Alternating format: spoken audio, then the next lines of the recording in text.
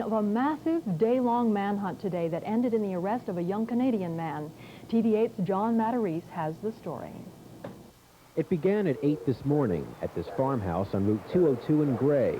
Hank Cobley, returning home from an evening away, found a man inside his house who threatened Cobley's life with a shotgun before vanishing into the woods. Cumberland County Sheriff's deputies, state police, and a bloodhound rushed to the scene, and the search was on. We don't know who the subject is. We do believe he is a young individual. He's probably in pretty good shape. He has been running hard. We feel at some point in time he's got to lay down somewhere and rest.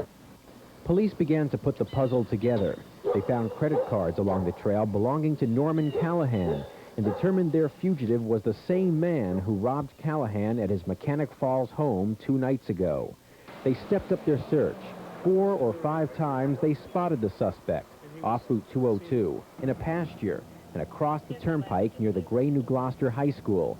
Each time, though, he got away, and so police decided to bring in a helicopter.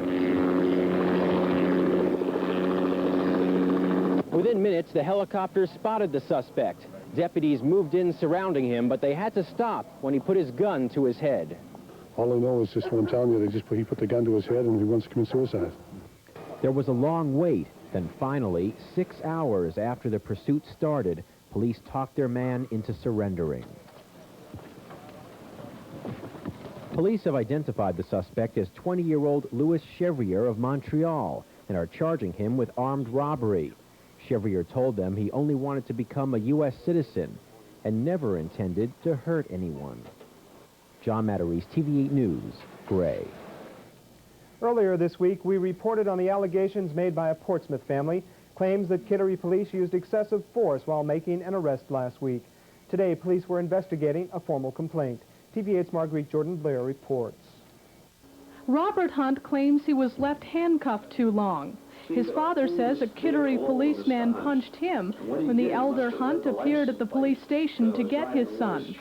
Scarlett Hunt says she was physically and verbally abused when police stopped her car to arrest her son.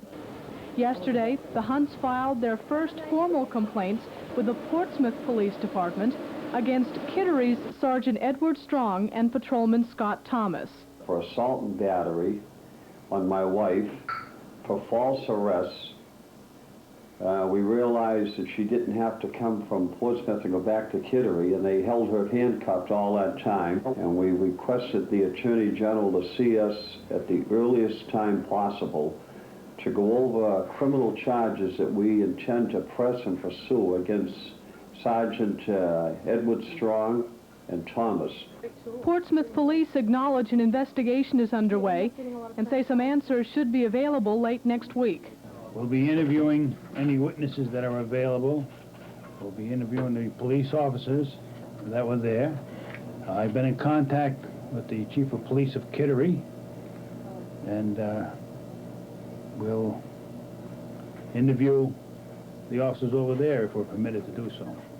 Meanwhile, the Hunts have been getting calls from those who claim to have seen the arrest at Memorial Bridge. And you say you saw them pull the gun and aim it directly at my wife's face. Kittery Police Chief George Houston has no comment on the Hunts' complaint for 2 reasons. First, their son's forgery case remains under investigation, and then he hasn't seen the complaint filed by the Hunts in Portsmouth. Houston says it'll all come out in court. Marguerite Jordan-Blair, TV8 News, Kittery. Solo sailor Bill Dunlop may have turned up off the coast of Australia.